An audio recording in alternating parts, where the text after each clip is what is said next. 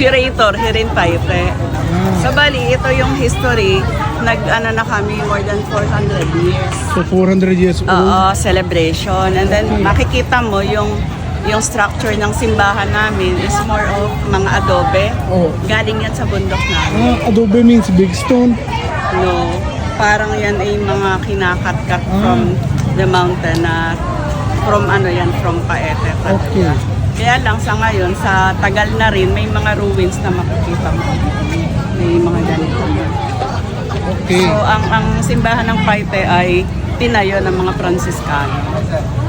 Kasi mapupunan mo yung mga simbahan from Pakil, yung Liliw, Mahayhay, may resemblance ang mga altar. Okay. Na-check mo na yung mga yung altar namin, main, side.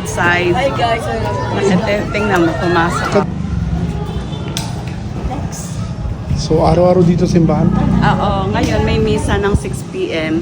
and then 9 p.m. Yun yung simbang gabi. Okay. Ate, sinong gaba to? Yung simbahan? Yung locals? No, during the time of the Franciscans, more than 400 years.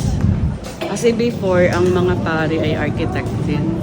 So nakaka-design Pero sila. solid na yung architect eh. Oo. Originally na tinatnan ko dito parang GI sheet. Okay. Yung plain. Plain. Oo. Tapos yan ay TNG. Okay. Nagawa yan. Tagal na baka mga 1980s. 1980s, Oo, okay. kaya lang nagkalik na yung bubong niyan lately.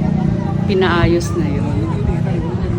So bali itong aming simbahan, walang tunog ng kampana ngayon.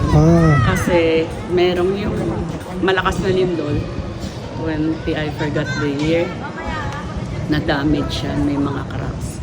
Temporarily sinara nung pare, kaya